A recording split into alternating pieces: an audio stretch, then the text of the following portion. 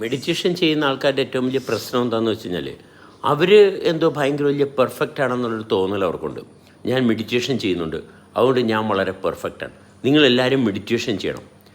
സത്യത്തിൽ ഈ മെഡിറ്റേഷൻ എന്ന് പറയുന്നത് ചെയ്യുന്നതല്ല, നമ്മളെ ഒരു തിരിച്ചറിവാണ്. ധ്യാനം നമുക്ക് ശ്രദ്ധിക്കാൻ സാധിക്കുന്നു. അത് അല്പനേരമേ 1 മണിക്കൂറേ എനിക്ക് എന്നെ ശ്രദ്ധിക്കാൻ പറ്റുള്ളൂ എന്ന് പറയുന്നത് ഒരിക്കലും ശരിയാകത്തില്ല. നമ്മളെ നിരന്തരം ശ്രദ്ധിക്കാൻ പറ്റുന്നുണ്ട്. പക്ഷേ അതിൽ കൂടുതൽ ആയിട്ട് ശ്രദ്ധിക്കുന്ന അവസ്ഥയിലോട്ട് നമ്മളെ കൊണ്ട് എത്തിക്കുകയാണ് ചെയ്യുന്നത്. അത് എല്ലാ പ്രവൃത്തി ചെയ്യുമ്പോഴും ശ്രദ്ധയോടുകൂടി സാവകാശം ശ്രദ്ധയോടുകൂടി ചെയ്ത് അത് മെച്ചപ്പെടുകയാണ് ചെയ്യേണ്ടത്.